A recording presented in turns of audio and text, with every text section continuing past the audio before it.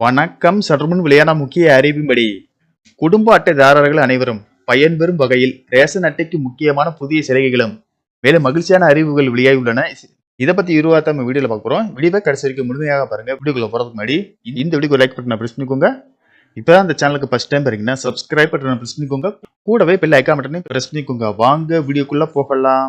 தமிழ்நாட்டில் பொது விநியோக திட்டத்தின் கீழ் குடும்ப அட்டைதாரர்களுக்கு ரேஷன் கடைகள் மூலமாக அரிசி இலவசமாகவும் தூரம்பருப்பு, சீனி, கோதுமை, சமையல் எண்ணெய் உள்ளிட்ட அத்தியாவசிய பொருட்கள் மலிவு விலையில் வழங்கப்பட்டு வருகிறது. இதனால் ஏழை எளிய மற்றும் நடுத்தர மக்கள் மிகவும் பயன்பெற்று வருகின்றனர். மேலும் தாய்மானவர் திட்டத்தின் கீழ் வயதான முதியோர்கள், மாற்றுத்திறனாளிகள் வீடுகளுக்கு சென்று ரேஷன் பொருட்கள் வழங்கப்பட்டு வருகின்றன. மேலும் ரேஷன் கார்டு அடிப்படையில் கலைஞர் மகளிர் உரிமைத்தொகை திட்டத்தின் கீழ் தகுதியுள்ள குடும்ப தலைவின் வங்கி கணக்கில் மாதம் ரூபாய் 1000 வரவு வைக்கப்பட்டு வருகிறது. மேலும் ரேஷன் கடைகளில் தீபாவளி மற்றும் பொங்கல் பண்டிகையை முன்னிட்டு அனைத்து குடும்ப அட்டைதாரர்களுக்கும் அத்தியாவசிய பொருட்கள் மற்றும் ரொக்க பணம் வழங்கப்பட்டு வருகிறது.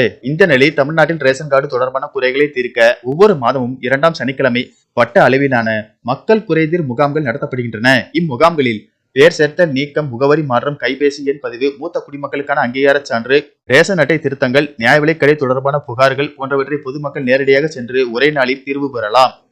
ரேஷன் கார்டு குறைதீர் முகாம் ஒவ்வொரு மாதம் 2ஆம் சனிக்கிழமை காலை 10 மணி முதல் பிற்பகல் 1 மணி வரை நடைபெறும்.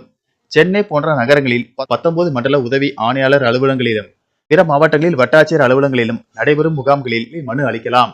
இந்த நிலையில் வருகிற சட்டமன்ற தேர்தலை முன்னிட்டு தங்க நகைக்கடன் உள்ளவர்கள் பயன்பெறும் வகையில் நகைக்கடன் தள்ளுபடி குறித்து முக்கியமான அறிவிப்புகள் வெளியாகியுள்ளன. அதாவது, நாங்கள் ஆட்சிக்கு வந்தால் கூட்டுறவு வங்கி கடனை தள்ளுபடி செய்வோம் என்ற அறிவிப்பு அதிமுக திமுக தேர்தல் அறிக்கையில் முக்கிய இடம் பெறும். அந்த வகையில் எதிர்க்கட்சி தலைவரும் அதிமுக பொதுச் செயலாளருமான எடப்பாடி பழனிசாமி அதிமுக ஆட்சிக்கு வந்தால் கூட்டுறவு வங்கிகளில் வாங்கப்பட்ட கடன்கள் தள்ளுபடி செய்யப்படும் என வாக்குறுதி அளித்திருக்கிறார். திமுகவும் தங்களுடைய தேர்தல் அறிக்கையில் இப்படி ஒரு அறிவிப்பை வழங்கும் என்று கூறப்படுகிறது. கடந்த 2021ஆம் ஆண்டு சட்டமன்ற தேர்தலிலும் கூட்டுறவு கடன்கள் தள்ளுபடி அறிவிப்பை திமுக வெளியிட்டது. பின்னர் ஆட்சிக்கு வந்ததும் அதனை நிறைவேற்றியது.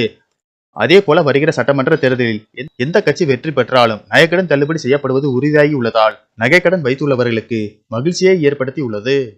நன்றி, வணக்கம்.